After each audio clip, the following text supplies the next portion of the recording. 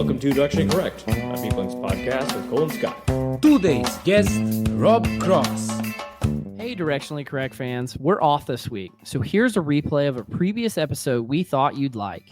If you're looking to stay connected to the podcast, make sure to subscribe to our newsletter on Substack to get behind-the-scenes information, watch our videos on YouTube, or check out other episodes of the podcast on your app of choice.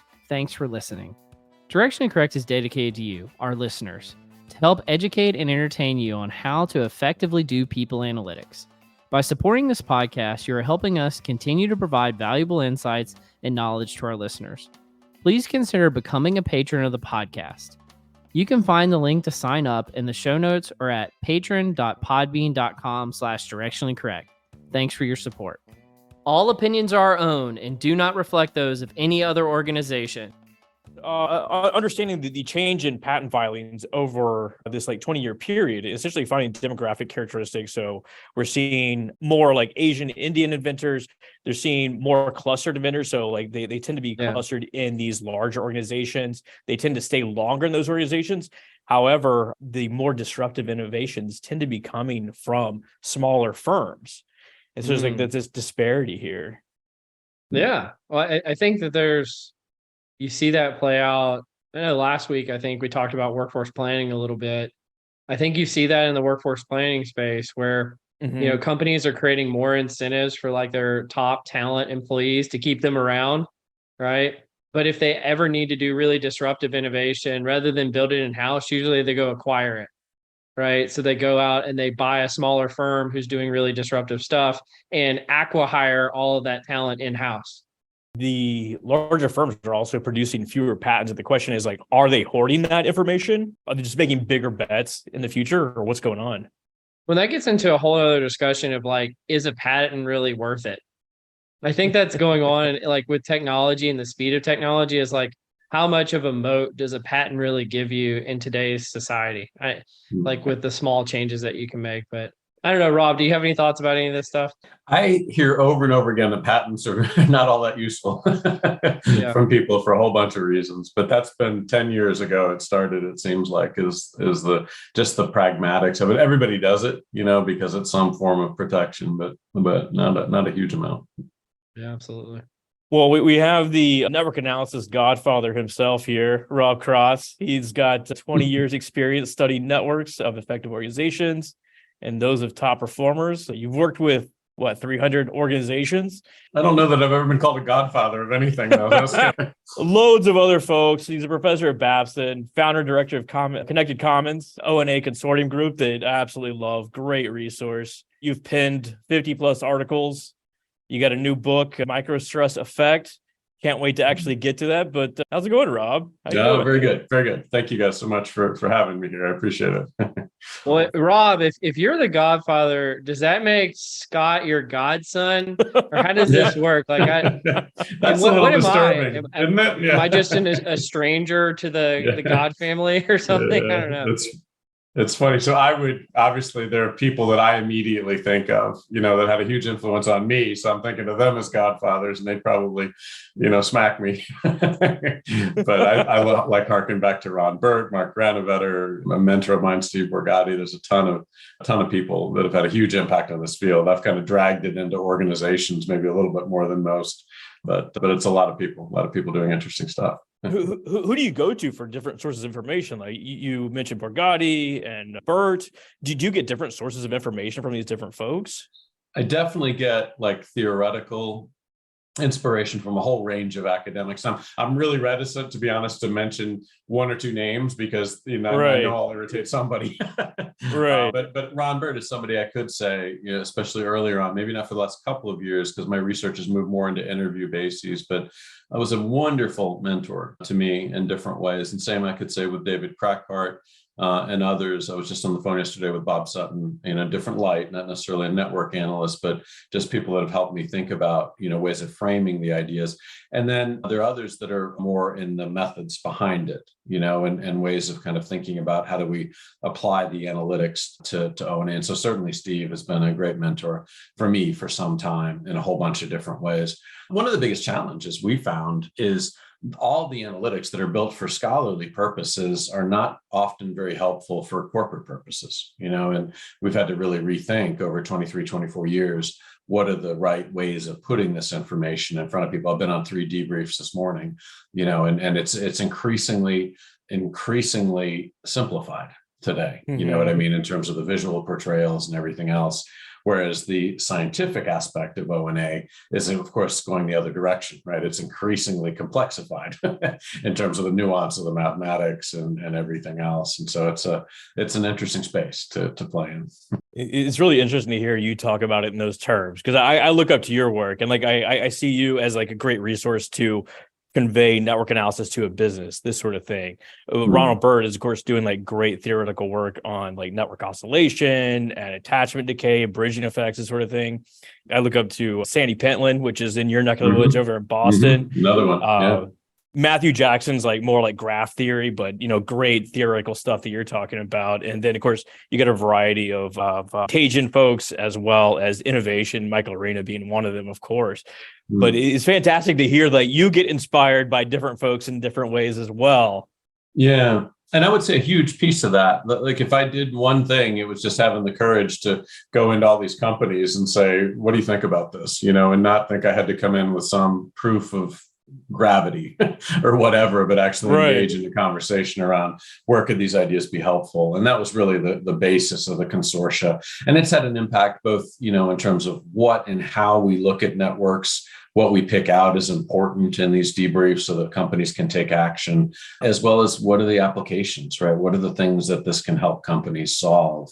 So, when I talk about kind of key people on that side of my life, the academic side, that's one piece. But for me, the real inspiration, it heavily comes from all these interactions with the companies, and historically, it's really interesting. You mentioned Michael Arena. I'm obviously working very closely with him now, but there used to be 40 people like that, that were very kind of thoughtful executives in the consortium. That's down to about 2. Really? I don't mean other people aren't thoughtful, but I mean that the pace of work has pushed that category of person more and more to the side. They don't have the space to experiment as much.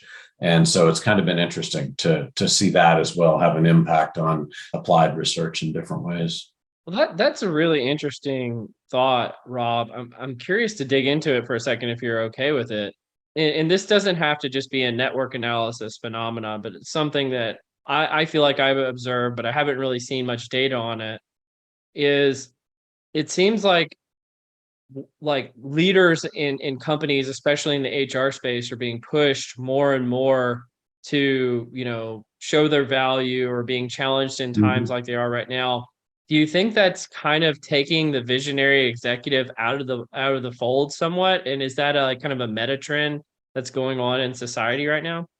I think, and you hate to say that because it sounds pejorative, in some ways, but what I can say, because I think there's also some positives, right, about the velocity of information, the way interconnections are happening across different areas today that's different, that creates different kinds of insights. What I can say is definitely different. If I look at this, I've run this consortium for 23, 24 years now, and it's taken all sorts of different forms. But I can say, number one, there's far less experimentation with the ideas, and the ability to kind of go in and say, why don't we try this in an area and see if we can prove impact, right? That used to be a ton of what we would do 10 years ago. And that is just dissipated in different ways. People just don't have the space or time for it. And then there's far less space for thought. And I mean that, and I don't mean, again, that people aren't thoughtful. I mean that they're jammed up with 200 emails, each day and 50 texts from colleagues and another 200 from their children, you know what I mean? And it's just this whole swirl that they're in. And so what that's meant is that the ideas themselves have had to be reduced, in different ways. Down to a deck we just did was one of the, to be really honest, it was down to bullet points and things I was so used to saying. I was very excited about some of the ways we were looking at culture very differently in this organization. And it was just too much, for what people had the space for. And would you say that perhaps it's the effects of microstressors that's making this Are you happen? trying to tee me up? Yeah. I'm trying. I'm You doing my should best. See the smile on his face. Yeah. Yeah. Is this where I say well played? Yeah. How did this come up? How did this come up? I've read your HBR article. Great. We'll link to it in the notes. But you've Well, yeah, obviously say what the name of your book is Yeah. and the HBR article. Just I want to give you a chance to promote it. Sure. Thank you for that. So this book it's coming out April 18th. It's called The Microstress Effect, and it's published with Harvard Business Review Press. We also have put out an app on the App Store called the Microstress Effect app, and that's a pretty cool way. And it goes back a little bit to what I was just saying about having to really find very different ways to get content into these organizations. It's not enough to have the insight anymore and write about it in a white paper that very few people read. You've got to be able to find it and embed it into digitized resources or other things like that. And so I'd urge people to take a look at that. It's free. We make it available for everybody as a way to kind of scale the ideas in different ways. So, yeah, but I can tell you a little bit about it. Just you guys guide me on what's helpful here. Okay. So I wrote a book about 2 years ago that was a product of quite a number of years' work looking at high performers. And very specifically, if we map these network analytics and then get separate performance data from organizations, what we were focused on is what are the top quartile performers doing, right? How are they collaborating in ways that's enabling them to scale? And the key insight there we learned was it typically wasn't the size of their network that mattered. They were first often defined by the efficiency of their network, and they tend to be about a day a week more efficient than their peers. And so that book really led me into hundreds and hundreds of interviews of these people that were exemplars, right? That really kind of were able to buy back about a day a week and understand what they were doing. As I did that, and as I was also getting pushed by the consortia, they were coming back to me saying, gosh, Rob, we love your work on high performers, but we'd also like you to broaden your definition of success and think about what are the ways that connections in our lives affect our well-being, right? The people that are thriving or sustainable or things like that. So it's kind of funny in retrospect because this happened at one of the meetings, one of our last face-to-face meetings, not the last before COVID, but one of the last. And I remember sitting there going, nobody cares about well-being. At that point in time, it was all innovation, right? It was all, bridging ties and things like that. And of course we had tracks going on that, but I followed it and ended up running analytics. And then I ended up doing 600 interviews for this book, 300 in different swaths. And I'm so lucky, that I got pushed in that domain because it's brought these ideas to fruition right as a point where burnout is in an all-time high. People are struggling in a bunch of ways that these ideas can address. And so what I learned in that as I was going through the interviews, we were very focused on what are the positive ways connections impact our well-being. And yet what I discovered is that a form of stress was killing people, but it wasn't the conventional idea of stress. It wasn't the big things like, toxic boss or demanding client. It was the accumulation of the small each day that was coming at us through connections in our lives because of how hyper-connected we are. So, you think you're on a call, right? And you sense misalignment with a colleague and you've got to sort that out somehow and wondering how you're going to do that. You immediately see on that same call a team member that needs to be coached for the third time on how they're presenting something. And you're saying, how am I going to do that without derailing them? And off to the side, you get a text from a child, right? Then you're not sure if they're just grumping about something or it's something really serious. And you're worrying about that in the back of your mind for 3 hours until you see them later on. So none of these things are insurmountable, right? Especially for successful people. We're just taught, right? You just get through this stuff, to the end of the day. But the problem is we're getting hit with 20, 25, 30 of them. And what happens is our brains don't register it. We don't go into fight or flight mode, but our bodies are absorbing it. And so we end the day as exhausted. We can't quite put a finger on what just happened. And it's killing us. Literally, it's having an effect on us physically in pretty profound ways.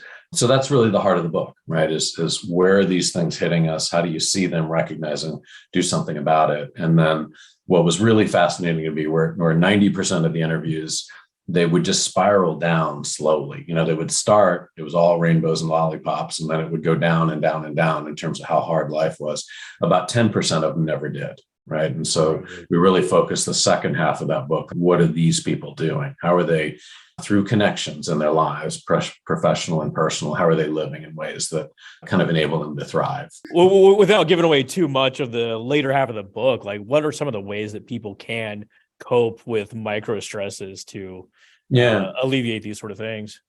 Yeah. So, and I would definitely urge people to download that app. It's free, right, for everybody. And it kind of has people go through the 14 of these. I've done videos on each of them, generates a report for you. And so I'm not trying to just partition stuff into the books. I really think this is a big deal. Like you cannot imagine going through 600 interviews like this for 90 minutes and you're in conversations with people that you only have with 4 or 5 people in your lives. You know what I mean? So it touches your soul by the time you're done, something like that.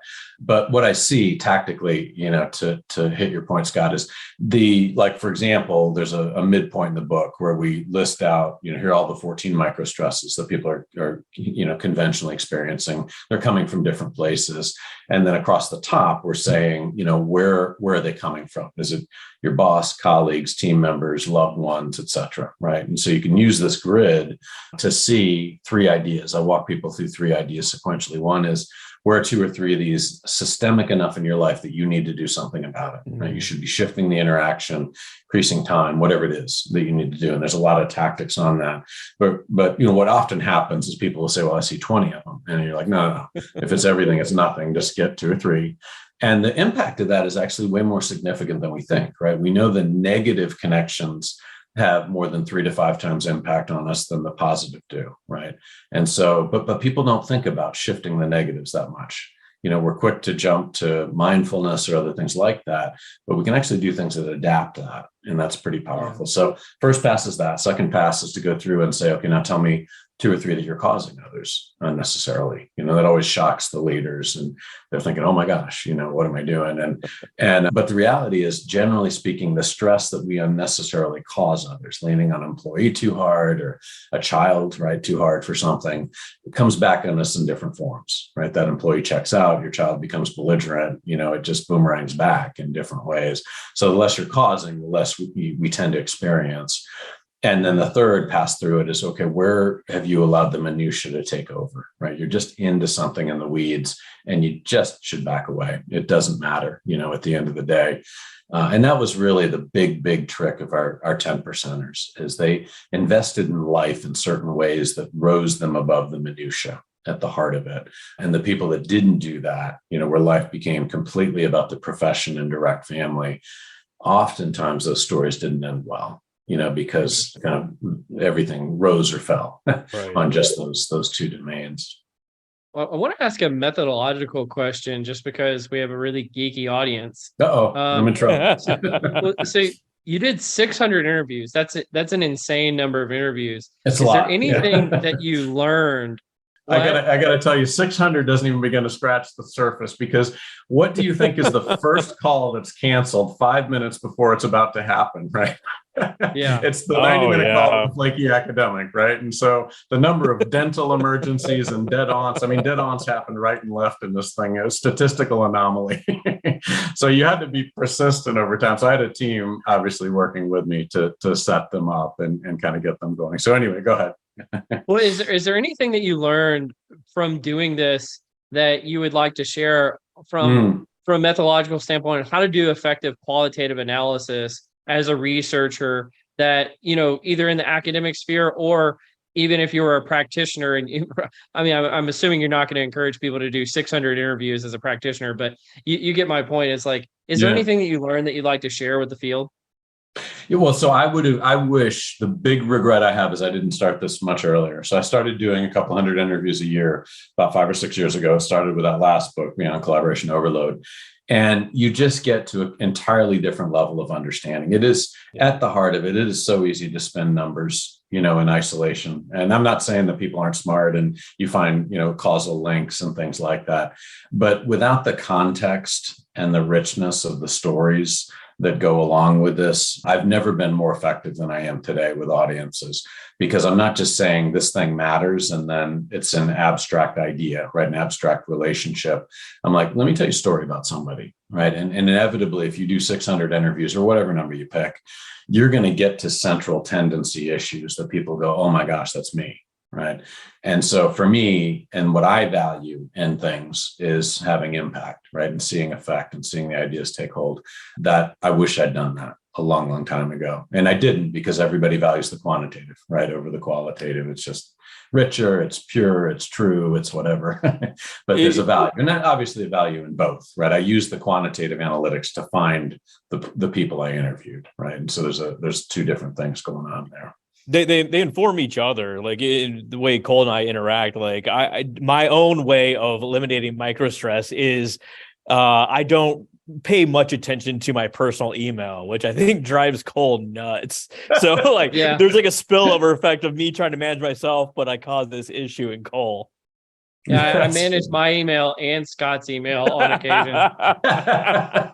That's called secondhand stress, right? That's literally one of them. It's people that pass on stress to others. There's a spillover effect in action here. Speaking of like spillover effect, like the Connected Com has been great to get people up and running with network analysis.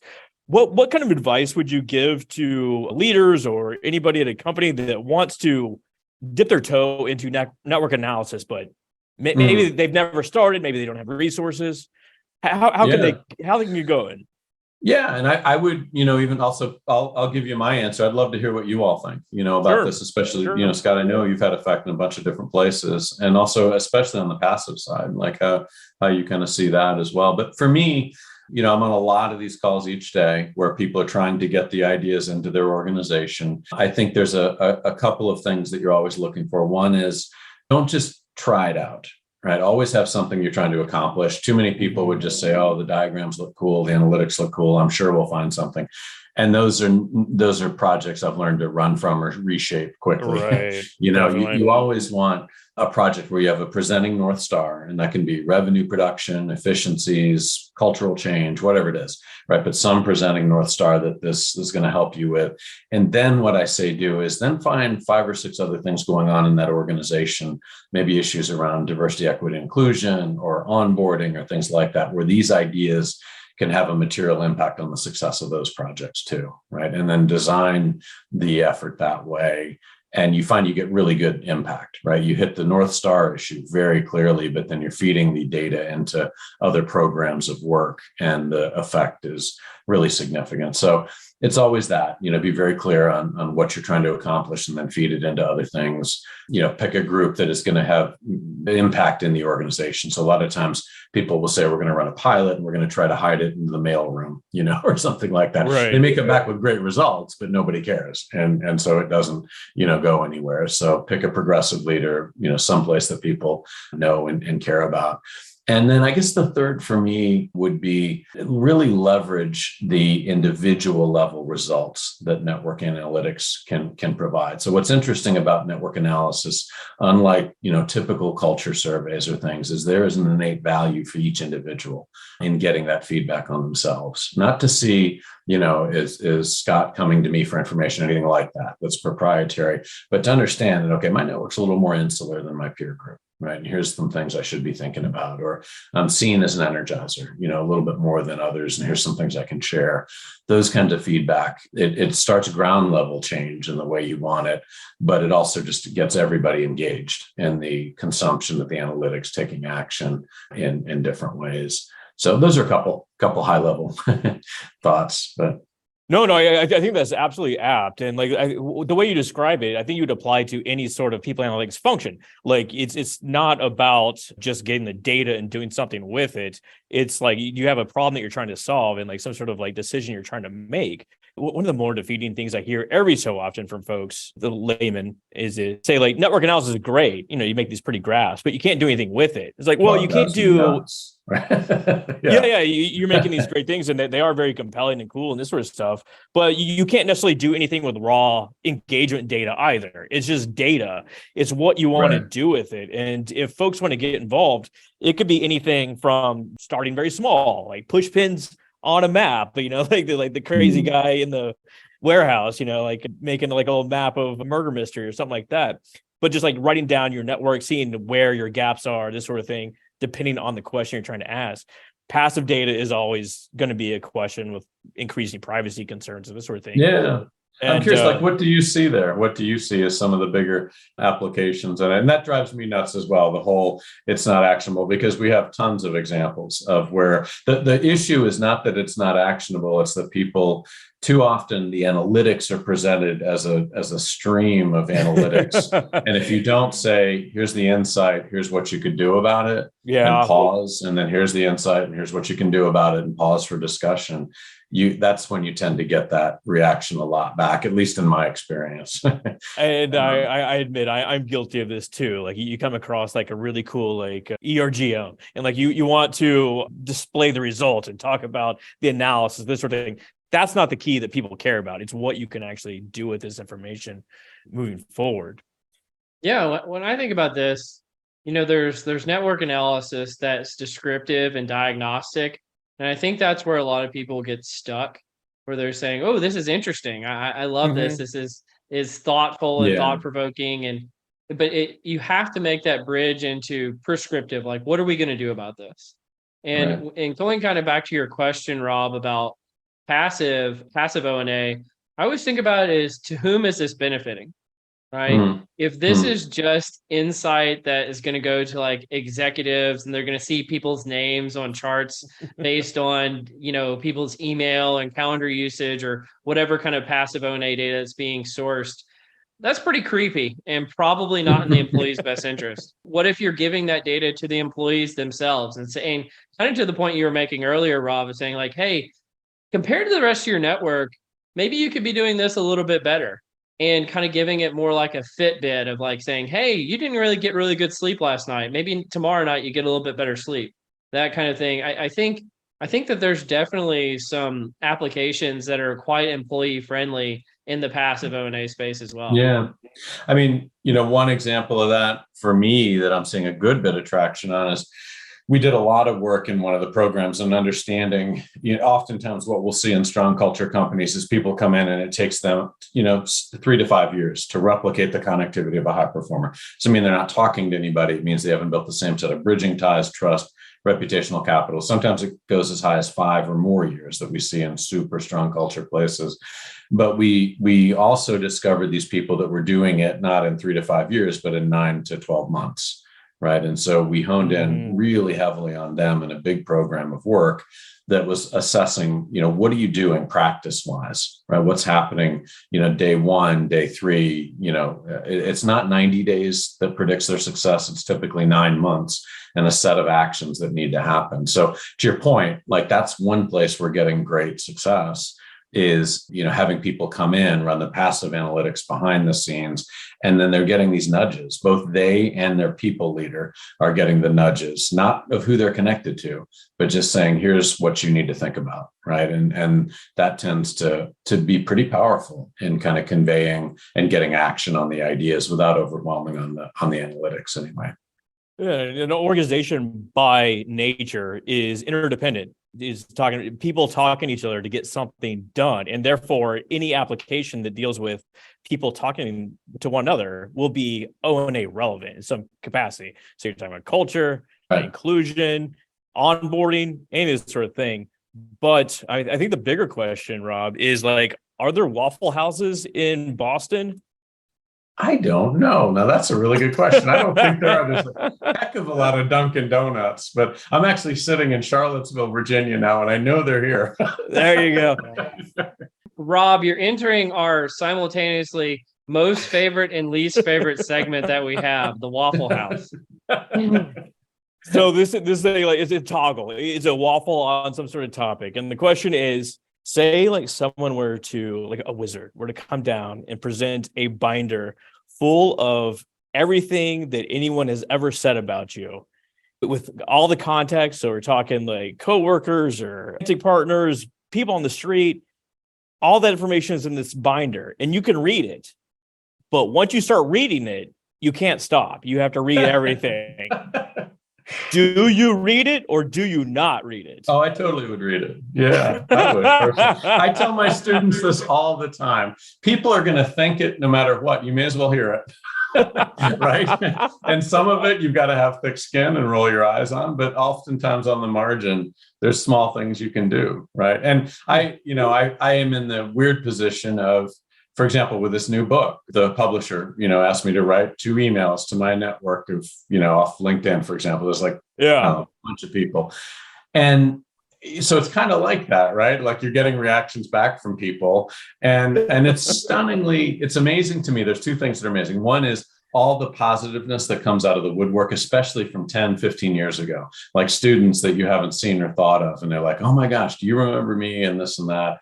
And just, I can't believe how the work is unfolded and all that, right? But what is interesting is I think I got like 800, 900 emails back. So it was a volume. It was crazy. But I got 5 unsubscribe me emails. What do you think I think about? The 800 or the 500? Oh, yes. They weren't even nasty emails. So. I think that's a good point. Like, if you're a good person, they probably say a lot of really positive things about you to be really reinforcing, right? But if you're not so much, maybe you got things to worry about. I don't think that I would even. I'm from the South. I can tell if people like me or not. I don't need to know. Cole, what do you think? Yeah, I was just thinking about it really practically. I feel like if you had to read it to the end, you'd be reading for the rest of your life. And I was like, I don't want to read people's feedback of me for the rest of my life. So I would just skip it. I would love to read it in short snippets, but that's not very Waffle Housey. That's what I thought. That's what the wizard did for you, was kind of help you digest it quickly. Maybe some like Neuralink just goes straight to your brain. You want to join us in the nerdery now? You talk some nerd articles? Yeah, I don't know these, so you guys are gonna have to kind of talk me through a little bit. What you say? No worries. We don't know them either usually, good. So you're in good company. That's sound confident. It is just an excuse to have tangents and go off track. Definitely, just have good conversation. But this one's called One City, Two Tales, where they use mobile phone data to examine New York City's response to COVID lockdowns. And I think the exciting part is, I think we did it. We finally flattened the curve before Easter. That's good news, right? Yeah. Finally. A couple of years late. Yeah. But they took all this cell phone data and they aggregated it by network. So each network was a node, and they calculated weekly network centrality metrics. So between this degree centrality and this one they calculated themselves a within ratio. So how many people are the ratio of visiting points of interest, such as grocery stores within a neighborhood. And they measured the change from 2019 to 2021. And they found that high income areas such as Manhattan, they had a huge decline in mobility. So these people could work from home. You got the financial district, which essentially shut down. Makes sense. They didn't go out. But low income and low education areas had high betweenness. So these areas had high proportions of frontline workers that had to travel outside the house and had to go to work. They had to travel to other boroughs. But Staten Island is a bit different. It's a high income, high education area, but it has limited resources. So not a whole lot of grocery stores and this sort of thing. So people still had to go outside their area. And the overall, I guess, takeaway here is like, if there's another pandemic, you need to put more resources or amenities within organizations, within neighborhoods, to make sure that they don't travel outside these different areas. Like, really interesting and fascinating use of mobile phone data. Yeah, that is interesting to see kind of what could become a spreader in different ways. One of the interesting ones I remember seeing was, I think it was from Singapore. I can't remember where it exactly, but they were showing the infection rate, as a product. They were using phone data there, and they were showing people in the same restaurant that just happened to be sitting where the air conditioning was blowing, that they were the ones that were getting it. And they could actually pick that up as a product of the phone data, literally that level of granularity. So it does suggest, of course, within limits of privacy and protecting, that there's an enormous amount that could be done, as you're saying, like keep the spread from happening by bringing the resources in a different way is interesting too.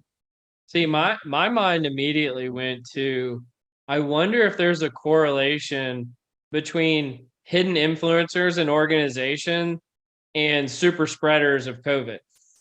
Are those the same people? Because you would think, logically, if these are people that are interacting more often with a wider network of people, they're probably also more likely to be a COVID super spreader. But I don't know. What do you think about that, Scott? Christakis has like a really interesting talk about this. So if you're an organization, you don't necessarily have the means to identify influence in the organization, you can rely on some network analysis principles, such as your friends mathematically have more friends than you do. It's called the friendship paradox. So if you get these random people are sampled with an organization and you say, like, nominate a friend, they're more likely to nominate an influencer in the organization. And then you can use those people as sensors within the organization. So if information is coming to them first, it's going to spread throughout the organization. So they can be like an early warning signal to other things that are going to happen across the organization. Like censoring what kind of stuff? Oh, I mean, it could be anything from like cultural influences that are coming through, or like, have you heard a bit of information? It could be people that are getting sick, like quite literally. Anything coming down the pipe, anything that's transmitted socially. Yeah, we've done that. So, I mean, that was actually one of the more influential studies in general as I looked at this idea of well-being. They were finding that, if you're hanging out with a happy person, you're like 15% more likely to be happy. If you're hanging out with a lonely person, you're 52% more likely to be lonely. So it's that magnification of the negative over the positive and how it moves through networks. And I've seen that for decades. Like if we look at de-energizers or kind of negative dimensions in relationships, they always have, more than twice the impact. But, real specific use of that is the military will use badge devices to see on ships, for example, where interactions have been happening. They've been playing with different devices like this because they oftentimes have very high-end roles, right? And only a couple of people can fill those roles. So if flu breaks out, like COVID or other forms of flu, and it takes down a couple of people, it can affect readiness, like military readiness, at that point.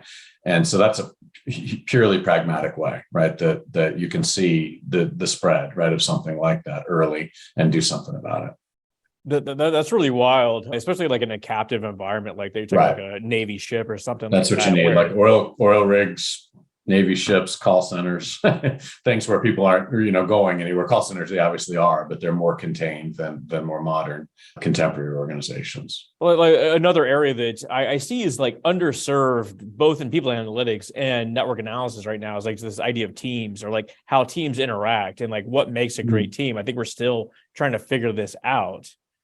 Completely. Yeah. Yeah, I mean that's my next book. Oh, well, there you go. Microstress Effect it's just going under contract now. Where we took the same idea and we're focused not on what predicts high performers, but looking at teams, right? And to your point, I think the conventional idea of a team is outdated. People they're on 6, 7, 8 teams. Many of these things that organizations are calling teams are growing into the 60s, 120s. I mean, I know Amazon has a tendency to keep it small, but a lot of places, life sciences, other places, they grow big. And so what we really focused in on was saying, let's look at the performance of these groups, not as a product of vision, mission, purpose, but as a product of a network that needs to form internally and externally, right, in certain ways. And you do that across a ton of organizations. And we have really clear pictures of the predictors of team success. But then the real thing that's grabbed people's attention is when the teams fail, they tend to exhibit certain archetypes.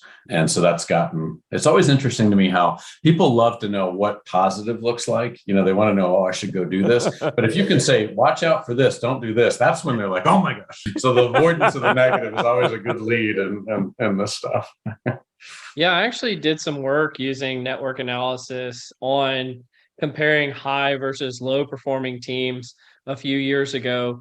And it's striking how, if you look at these teams, and I'm not talking about like a team of like 5 people, I'm talking about teams of like 50 people. Yeah. It's striking how you can just look 50. At a network. Like I could have my 3-year-old look at the network and say which was the high performing and which was the low performing team just by eyeballing it. It was quite impressive. I find like these archetypes that we have, there's 6 of them that have come out. And I'll put them up on a slide in front of a group. And especially as I was doing a ton of interviews there to see what are the leaders doing, right? If their groups are drifting into trouble, how did they get out of it? What did they do? But the resonance was immediate, like nothing I've ever seen with this stuff. It's like, oh, I've seen 3 of those last week, So to your point, there's something about that being the right level of analysis. Sometimes these ideas can get so comprehensive that it takes people a long time to absorb, but there's something about the team level that seems to kind of grab people quickly. And like the 50 people on a team, that there cannot be interdependence at that point. Like there's just too many people to keep working. And our idea of a team is somewhat Oh, I don't know. Like I probably belong on 8 different teams, like in any one given time. So like what is a team? It's really hard to define in itself. It's probably the most difficult unit of analysis when trying to do this work is Yeah. like, what is a team? If you can't agree on what that is, or if like, two people, or you ask one and say, hey, are you on a team with Scott? And they ask the other person, like, I'm not on a team with Scott. It's like, well, who's on a team and who isn't? I don't even know. I mean, that was the most common question I got when I was doing the interviews for this work is, well, what do you mean by team? I kid you not. Everybody was, there on that Oh, yeah. question. And we're seeing, when we actually run the analytics through our softwares in the consortia, that's gotten to be one of the most common questions we always include is how many teams are you on? And we find that, you pass certain numbers and fragmentation happens in the overall network, right? And not good ways. Overload happens on those people that are on too many teams. There's a lot of kind of inefficiencies that you start to see because of what you're saying. Like people are just thrown on 6, 7, 8 teams today. Like it's a free resource. We just throw teams at stuff. Well, I want to continue on kind of the COVID theme from the One City, Two Tales, and go towards, and I'm sharing my screen here for some data that the Stanford economics professor Nick Bloom has shared about polling people since COVID on, I think it's every 2 or 3 months. And this data was based on California employers. So it's not representative of the whole world, but it's still a pretty good data set to say, how long or when do you think the long-term normal will be returned to your organization from COVID? And one of the reason why I brought this up, and folks who are on the video can see this if they're interested, but I'll just kind of verbally explain it. When we started this podcast, Scott and I were talking a lot about what is the new normal going to be and what is the research saying about, is it in person, is it remote, is it hybrid? And you can actually see that manifest on the chart because we started talking about this right around March of 2022. And at that time, at least in California, it said that 35% of organizations felt like they were at their new normal. So there was obviously some churn going on or discussion of like, how are we going to address this topic? But if you fast forward to March of 2023, and this kind of correlates to the amount we talk about it now, about 73% of organizations feel like that they're at their new normal. So a pretty significant majority are saying, hey, we've figured out what we're going to figure out. And this is what our new normal is going to be. I'm curious, what are your all reactions to this data? I'll jump in here. Like my initial thought is like because all this data is coming from California, I think we may actually be seeing like an echo chamber effect where there are probably a lot of Silicon Valley sort of related organizations, a lot of organizations that are remote, and California was one of the staunchest COVID states, right? That they're most restrictive, sending people home and this sort of thing. So I would gather that perceptions are skewed in this sample. What doesn't say, see, I would actually not to just take the other side of the argument, but I think you kind of control for that fact, because even if you have more staunch restrictions, that still doesn't mean that, maybe you're not going to a remote permanent new normal of what your work is going to be permanently.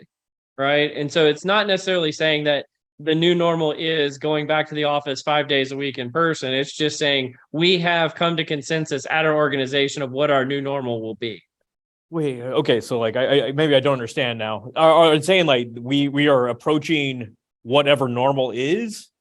Yeah, like we're coming closer at one and closer point, to normal. Organizations were having a lot of debate about what the future of their workplace was going to be.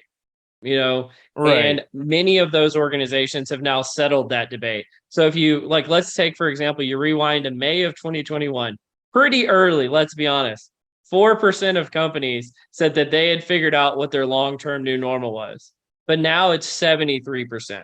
That's a huge change in that amount of time. And I think that means that some of this debate that has happened around this topic, whether it be in California or anywhere else, and lenient area, strict area, doesn't really matter. They've kind of come to consensus on what their long-term new normal is going to be for their organization. Apologies. I misread this as we are going to be working from home forever. It just means we are essentially each reaching the end of the pandemic is another way of looking at it.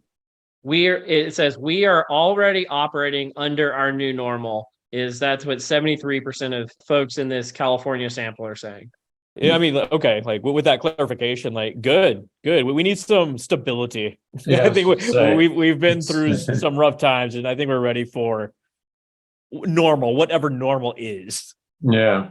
I mean, that's my reaction is I think how people are implementing it is very different. We have a lot of organizations in the consortia are using the network analytics. Part of the problem is a lot of times it's a policy driven thing of 2 days a week, 3 days a week, some just number that usually people have been looking around saying, what are other people doing? Mm-hmm. This is, again, one of the strengths with the network analysis is the last thing you want is to have people come in 2 days a week, but not come in at the same time that the other people that are either going to energize them or be central to their work. And so it's a really neat use of network analytics in those situations or in high cost real estate infrastructure, things like that, where you say, how do we go in and see the right constellation of groups that need to work together? Because people don't think about that, right? They think about their function, their teams. They don't think about the cross connectivity, the bridging ties, Scott, in your terms, that needs to happen that's delivering, either client excellence, efficiencies, things like that.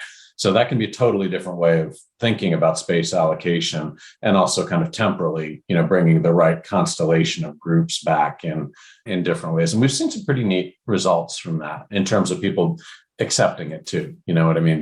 Being willing to. So Rob, are you saying that if I go in Monday and Friday and the rest of my team goes in Tuesday and Thursday, that has a detrimental effect to the team? Just a little What bit, are you saying? Right? And especially, right? I mean, that's one of the challenges. We would marry the analytics, and this is through the pandemic, as people were thinking about future work. And we would say, how often do you want to come back? 1 day, 2 day, 3 day, 4 day, 5 day as needed. And one of the most constant themes were the people that were most heavily sought out were by far the largest group saying only as needed. I don't want to come back in some 1, 2, 3 year approach, right? And so you're in this conundrum. Like, let's say you force people back 2 days a week. You happen to be one of those big connectors. You come back Monday and Friday, you don't see the people you need to, works with your personal life, but suddenly you're irritated and you leave, right? And so the attrition rates that were happening as people tried to force these models in were happening to their most connected people, right? The ones that had figured out there's a different way to live my life and I'm going to manage a little bit differently. So it's not just the policy, but it's like, how do you implement it through the influencers? How do you get them engaged and then bring them along and have them be the ones to design, not just 2 days a week, but what are we going to do with that time? That was the other really big thing we could see is that what people were saying they wanted the face-to-face or synchronous for when we ran all this in analytics was, I want to have interactions that create energy and purpose for me, interactions that generate growth and learning, and interactions that generate innovation and problem solving. Those are the three things that really required synchrony and face-to-face. And the other stuff could drift, right, into different vehicles. But the problem was, as leaders are coming back, they're just happy to see people. So they start running their same meetings again. Right. And they're going to go through project plans and they're going to go through this and that versus saying, how do I recreate this context and this face-to-face time that may be gold now to generate energy and purpose, growth and learning, and innovation and problem solving? It's just a very different way of thinking about it. That's a challenge. This is what I love about Michael Arena's adaptive hybrid approach, where it balances the needs of the employees with that in the organization. You're actually optimizing for innovation, very forward way of thinking about it, as opposed to you come in 2 days a week. I come in on Tuesdays, Cole comes in on Thursdays, but you get these added benefits that we don't really talk about that much. The wellness factors, such as being embedded in the organization, or recovery factors. But we'll move on to our final article here about rice farmers, where actually interaction could have a detrimental effect. Is rice farming one of your hobbies, Rob? Just out of curiosity. Yeah. How did you pick that out so casually? Yeah. Yeah. Well, this survey data shows that rice farmers are less happy than wheat farmers in Asian countries. And it's like, why? Why would this be the case? Well, there's more interdependence in the rice farmers, which leads to greater social comparison, especially those who are the worst off. The predictors of happiness in the study, anyway, include income, social status, and occupational status. And these effects tend to be twice as strong in the rice farmers and the wheat farmers. They ran a additional study and essentially found that those people that engaged in greater social comparison tended to be less happy. And they say this could explain, at least partly, why interdependent Eastern Asian cultures tend to be less happy than Western counterparts with similar SES, et cetera. I just have a clarifying question. When they're saying social comparison, do they mean like keeping up with the Joneses? Is that what they're saying? Yeah, this like social and occupational status. So some people are Okay. ahead of the curve, some people are worse off. But I mean, this sort of gets to something that you mentioned earlier, Rob, around interacting with others can have, and the microstress can have a negative effect as well. Like we tend to think about the positive aspects, but anything can be passed to the network. Yeah. As part of this book, there's a lot of studies recently that have been showing that the quality of our connections have been declining. This is before COVID, right? Just in general, the quality, if you think about authenticity, intimacy, friendships, right? Things like that, that's been declining. And the effect is really significant. Vivek Murthy's book cited a ton of studies, and I read every single one of those. And then I went out and found studies they were citing. And it's just crazy, the effect of if you become clinically lonely, then that has the mortality rate that's equivalent to 15 cigarettes a day. It's a 26% greater likelihood of early death, blood pressure issues, dementia, all sorts of things, right? And so what's stunning to me is that we don't take it more seriously, right? Because we'll chase blood pressure medicines down or cholesterol or whatever, but yet we have this stuff that's kind of either avoiding the negative or ensuring the positive is there in our connective life, and we don't pay attention to it. I think in large part because we don't measure it, right? What gets measured gets paid attention to, and we don't see it. But what I was thinking about when you said that is the studies on loneliness. It's not just the number of connections, right? It's a perceptual feeling, right? Do I feel lonely? Yes. And they show that the millennials, Gen Z millennials, are the loneliest generation, right? They're the most connected and yet simultaneously the loneliest. And I've heard about this. There's like a loneliness epidemic going on, and at least, and I'm just talking at a turn here, being directionally correct, let's call it. But I've heard it came with the onset of the smartphone. Yeah, people feel like that they used to go out to like a bar or whatever, or like a group event and have happy hour, or get together with friends, and now they are messaging online or texting or doing TikTok or whatever kids do these days, and that's taking the place of the hours that they would have spent with other human beings. Yeah, and I think that's a little bit of where I was thinking about with this is that it affects the quality of the connection. But what Scott, you spurred with me with the rice farmers is there are these kids, and there's so much in my mind more. I hate to use the word fragile, but things that upset them or have them going. I mean, we've seen a 30% rise across all college campuses this year alone on people seeking counseling help, right? And so you hear the anxiety in this population is huge. And I think one is the coping mechanism of quality of connections and increased isolation, even though you may be wildly connected on Facebook. But then I also wonder, like that social comparison thing with the rice farmers, like how much of that is going on and people are just looking at Instagram, Facebook, all this stuff that's a portrayal of not a reality, but of an ideal, you know what I mean? And they're thinking, why am I not there, as well? There's obviously a huge number of upsides, right, to how connected we are, but there's a lot of potential negative too, to be managed in it. Absolutely. And Fowler and Christakis talk about this in their book, Connected, that loneliness is really about the connections that you wish you had. So you may talk to your mom or like a low value friend, but you want to be friends with the jock of the football team or, like the popular person or whatever. And if you don't have those connections, then it might as well not even occur. But like you touched on something there, Rob, as well, like that you wrote about in the HBR article on microstresses. This is why I think that your 20s are, they kind of suck, because like it's not only is like a really turbulent time, but your friends are really flaky and like you can't trust them. And like everyone's sort of competing for resources, and like you get thrown to the bus more regularly than you do later in your career. Perhaps it's like some sort of like testosterone issue there as well. But like all these sort of things just happen. These like stresses get compiled on top of you. And especially looking at Instagram or, TikTok, and you see your friends and they're driving like a fancy car and you don't have it. And it's just, it stinks. Yeah, it spirals. It's fascinating to hear you say that, because I just got off a call earlier today for a big leadership program. I'm going to do very well-known, top-regarded organization, their top 300 leaders. And what they were saying is that group is in this, you've heard of the sandwich generation, right? When you're taking care of kids and parents. Oh, yeah. And part of the problem is this 20s thing that you're talking about is way worse on the parents now too, right? The kids don't leave anymore. They're constantly coming back. I mean, and you think about it, I remember when I went to college, and granted we were using chalkboards and there wasn't air and all that stuff way back then, but you called your parents once a week on a payphone right in the dorm. Now it's like any issue that you want, a circling back. So it's fascinating because it is the 20s. The 20s are different now. And it is having impact upstream too. One of their biggest pressing issues was these kind of high mid-level leaders are getting crushed, not just from us at work, but from, an excessive number of things outside too. So it's fascinating. Well, this ruins my weekend plans of taking up rice farming with my neighbors. I don't want to get in a fight with them because of all the social comparisons that might happen. Well, I think we've officially exhausted the rice farming talk. Rob, you've been an amazing guest today.